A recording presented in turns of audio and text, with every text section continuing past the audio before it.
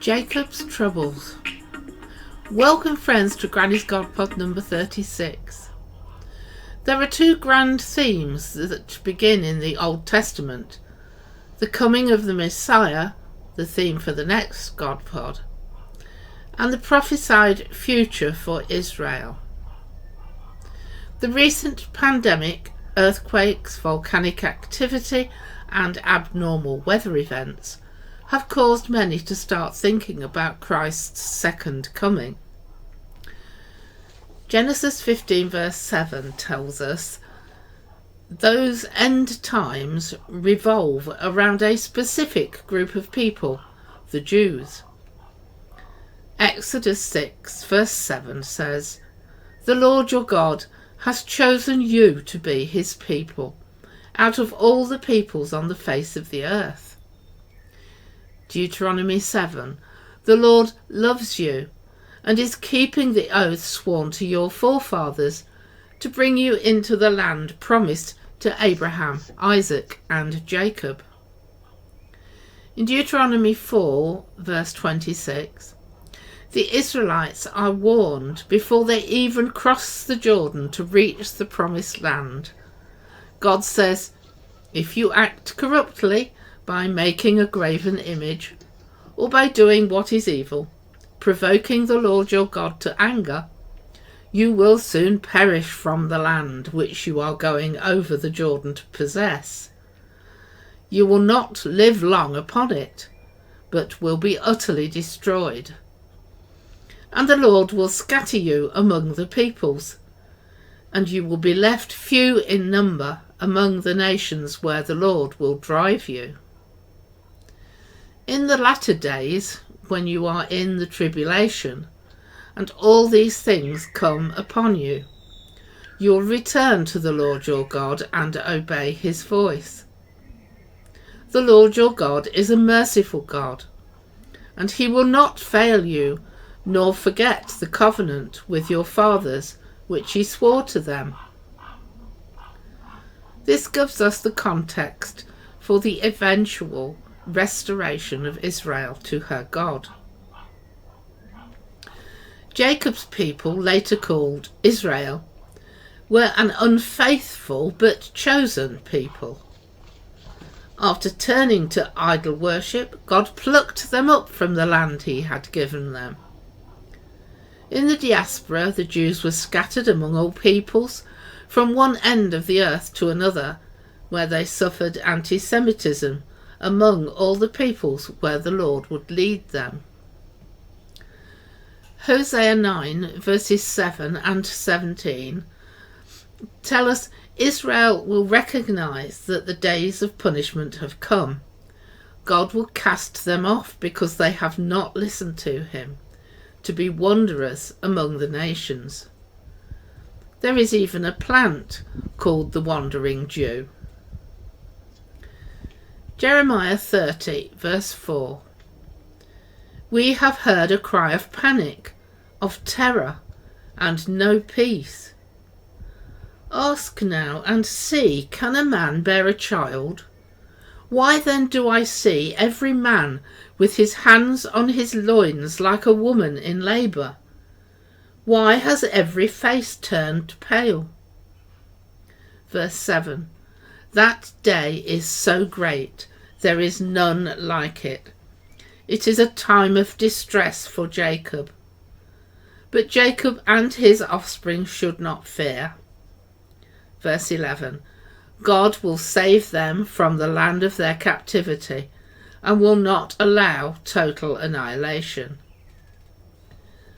Daniel 12 starts, "At that time, the days of the abomination of desolation, Michael shall arise, the great prince who has charge of your people.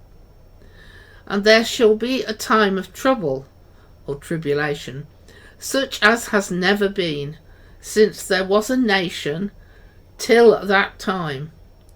But your people shall be delivered, every one whose name shall be found written in the book." Jeremiah 30 verse 10, "Jacob shall return and have quiet and ease, and none shall make him afraid. For I am with you to save you, says the Lord. Ezekiel 36 verse 24. God will gather the people of Israel from all the countries and bring them to their own land. This is the first time the Israelites are told it is their land and not God's land. The land that was desolate will be like the Garden of Eden, and ruined cities will be rebuilt. This prophecy concerns the full restoration of Israel. Earlier this year, Israel's peace was violated by rocket attacks, so obviously this prophecy of Jacob's peace is still in the future. In Matthew 24, Jesus says, "There will be wars and rumours of wars, famines and earthquakes, but the end is not yet. Do not be alarmed, all this is but the beginnings of the sufferings. Then they will deliver you up to the tribulation and put you to death, and you will be hated by all nations for my name's sake. And this gospel of the kingdom will be preached throughout the whole world as testimony to all nations, and then the end will come. So when you see the desolating sacrilege spoken of by the prophet Daniel standing in the holy place, then let those who are in Judea flee to the mountains." At the time of Ezekiel's prophecy, the cities had not yet been ransacked by Rome in 70 AD, when the Second Temple was destroyed.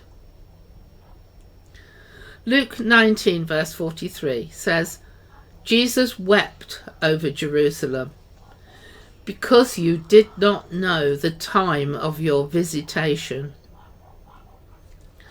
Zechariah 12 verse 10 says, "I will pour out on the house of David and the inhabitants of Jerusalem a spirit of compassion and supplication, so that when they look on him whom they have pierced, they shall mourn for him, as one mourns for an only child, and weep bitterly over him, as one weeps for a firstborn." After the Holocaust, when 7 million Jews were wiped out, Israel was granted sovereignty over its land in 1948, which means we are now living in the end times. The Jews brought back to Jerusalem their expertise, making the land fruitful, rebuilding ancient biblical cities to reclaim their heritage, and producing military power. Since 1948, 4 of God's promises have been fulfilled. The Jews will be regathered, the ancient cities of the Bible rebuilt, the desolate ground made fruitful, and there will be an exceedingly large army. But the modern return to Israel in 1948 is not the final fulfillment of prophecy. It is the preparation for the dispersion to the hills in the tribulation, which will begin when we see the abomination. The troubles of the latter days begins in the land of Israel, in the city of Jerusalem, specifically in the holy place. There are 3.5 years from the abomination until the end of the tribulation. The Jews have to be back in Jerusalem, ready for Jesus to meet them on the Mount of Olives. Zechariah 14 verse 4. "Behold, the day of the Lord is coming, when I will gather all the nations against Jerusalem to battle. Half of the city shall go into exile, but the rest of the people shall not be cut off from the city. God will refine the people so they call upon his name.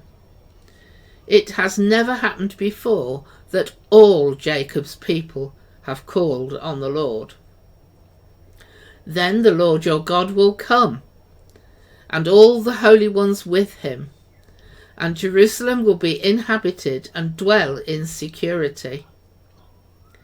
In that day, Isaiah chapter 4, the branch of the Lord, that's Jesus, will be beautiful and glorious, and the fruit of the land shall be for the survivors, and he who is left in Zion, that's Jerusalem, will be called holy.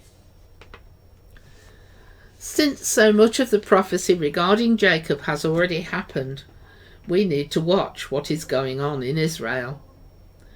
The military community in Israel has no thought of things improving. It's getting more, not less, dangerous. The military are trying to be prepared for anything. The question is, are we watching the signs, and will we be ready? That's all I could fit into this short overview of the end times prophecies. But I hope it will bring into focus other passages as you study the Bible. Everything in it is there for a reason. See you all next time.